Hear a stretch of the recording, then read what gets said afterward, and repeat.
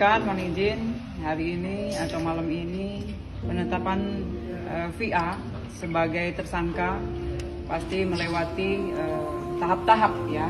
Jadi tadi sekiranya jam 15.00 sudah diperiksa sebagai saksi. Kemarin sudah dipanggil bersurat auto sah kepada saudara VA untuk hadir ke Polres Metro Jakarta Selatan. Kemudian VA sudah diperiksa sebagai saksi dengan 53 pertanyaan lebih kurang ya, dengan lebih kurang juga 4 dan sampai 5 jam waktunya. Kemudian itu pun dengan selingan dengan istirahat tentunya. Lanjut penetapan saksi ke tersangka ya. Pada malam hari ini tadi setelah gelar perkara sekira jam 19.30 kemudian disaksikan oleh Wasidik, kemudian Krim Polda Metro Jaya, lanjut juga dengan instansi kita juga yang dari unit-unit, terutama dari Siwas, Hikum, kemudian Propos ya, itu jelas karena memang harus ada. Kemudian kenapa dari VA sudah ditetapkan menjadi tersangka? Karena memang kita mempunyai alat bukti ya, dari keterangan saksi, lanjut dari keterangan ahli tentunya yaitu visum. Kemudian yang kita terapkan di sini adalah di pasal Undang-Undang Perlindungan Anak pasal 76D junto pasal 81 ayat 1 yaitu tentang persetubuhan anak ya di bawah umur tentunya. Itu kira-kira rekan-rekan dengan ancaman paling singkat 5 tahun dan paling lama 15 tahun.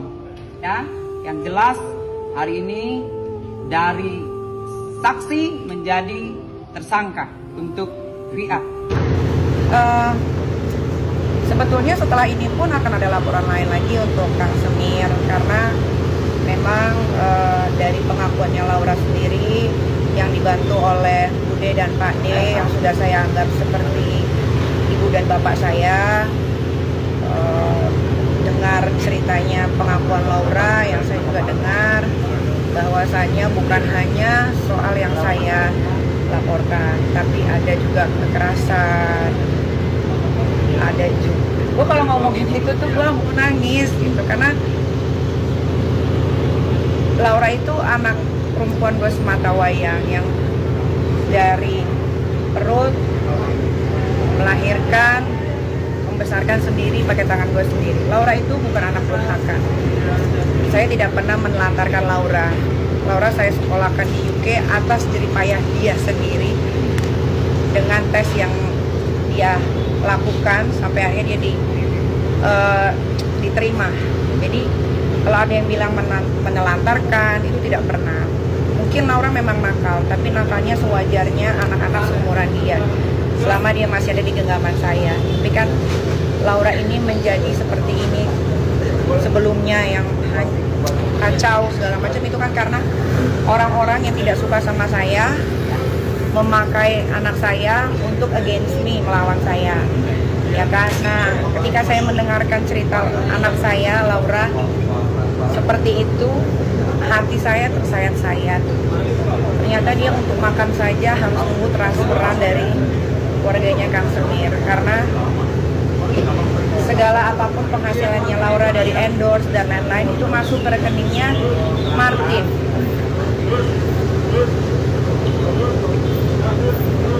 Kemarin tuh saya sempat menghilang karena setelah mendengar kesaksian Laura, saya sebagai seorang ibu yang membesarkan, yang tidak pernah melakukan sampai yang si keluarga Kang Semir ini lakukan terhadap anak saya kalau nggak ada hukum mungkin udah selesai, tapi karena ini ada hukum, jadi biar proses hukum aja yang dijalankan gitu ya. Kayak sedikit aja nih saya kasih tahu, Laura itu pernah minum air keran dan dia pernah makan makanan kemarin walaupun mungkin tidak basi, tapi dia sudah dipanggil hari ini, siogianya hari Senin kemarin. Tapi karena saya ada kesibukan dan Fadel juga ada kurang sehat, sehingga Fadel harus konsentrasi juga dengan kesehatannya dan mengumpulkan kembali barang-barang bukti, karena info yang berkembang itu adalah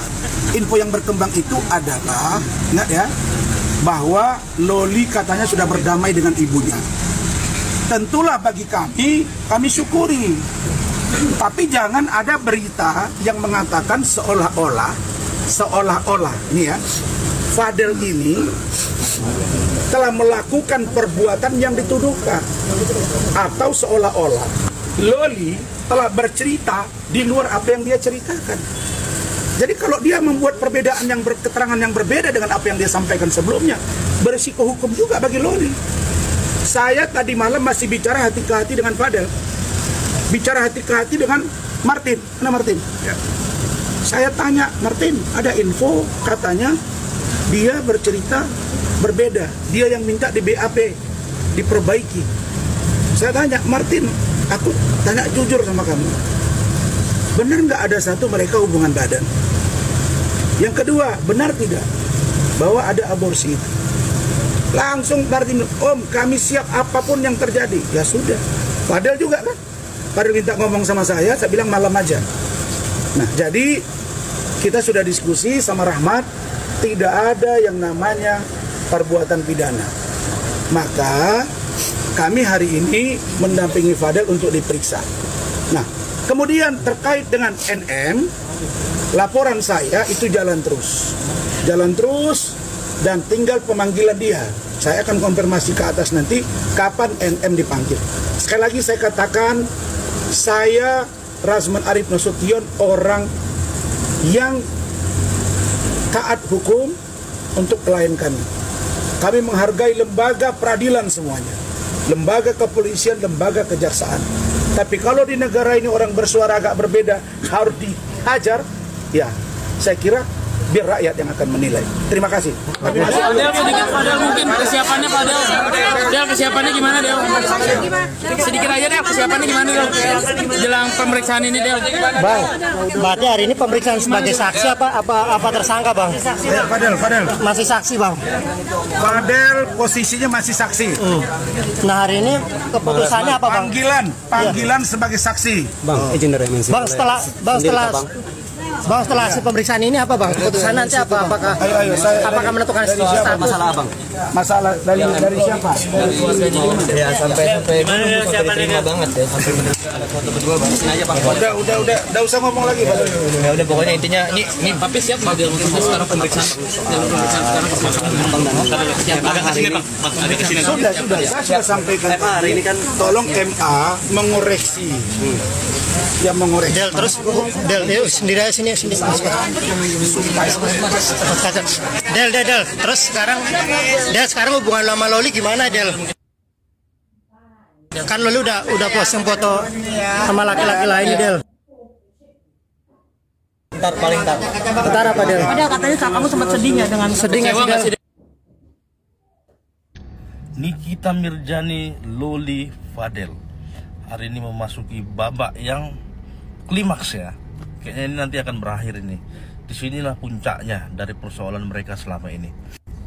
Jadi Nikita Mirjani selaku ibu kandung dari Loli sudah melaporkan Fadel ke pihak kepolisian. Dugaan pasal yang dilaporkan itu ada perlindungan anak dan terkait dengan aborsi. Jadi di pasal 76D Junto 45 Undang-Undang Perlindungan Anak, di situ memaksa anak untuk melakukan persetubuhan. Ya, terus di pasal 348 KUHP itu tentang aborsi. Cuman ada menurutku satu pasal lagi yang mungkin masih bisa itu diduga dilakukan oleh Fadel. Di pasal 332 KUHP, yaitu membawa pergi anak perempuan yang masih di bawah umur tanpa persetujuan orang tuanya. Di pasal tersebut menitik beratkan pada usia anak apabila masih di bawah umur, kemudian tanpa izin dari orang tuanya. Patut digarisbawahi bahwa izin dari orang tuanya, bukan kemauan si anak. Artinya tidak perlu ditanya si anak itu apakah memang dia mau pergi, mau ikut sama si laki-laki tersebut atau tidak. Ketika tanpa izin dari orang tuanya saja, si laki-laki tersebut sudah bisa dikenakan pasal 332 KUHP yang sekarang. Itu ancaman pidananya bisa sampai 7 tahun di ayat 1-nya. Kemudian di ayat 2-nya, apabila anak tersebut dipaksa, ya, yang tadi di ayat 1-nya katakanlah si anak tadi memang nggak dipaksa, memang mau dia.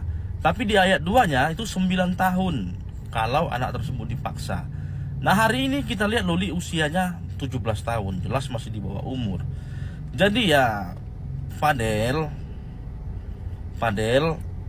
ya, dari pasal-pasal tersebut ya paling tidak di 332 KUHP nanti ini bisa diduga bisa dikenakan. Walaupun mungkin di pasal 76D Undang-Undang Perlindungan Anak Junto 45 itu yang mengatakan memaksa untuk bersetubuh, ya mungkin aja mereka suka sama suka ya, mungkin saja. Atau mungkin saja sulit untuk membuktikan adanya persetubuhan. Di pasal 348 KUHP tentang aborsi bisa saja mungkin sulit juga untuk membuktikannya. Tapi di 332 KUHP kita ini bisa ya, 7 tahun ancamannya. Jadi dengan sudah turunnya pihak kepolisian termasuk dengan perlindungan anak sudah turun tangan dalam proses hukum dan perkara ini nanti akan selesai nih. Jadi nggak menggambang dan tidak menggantung lagi seperti selama ini. Selama ini hanya saling berbalas dari media sosial. Ya semoga Fadel mengertilah apa yang sedang dia hadapin.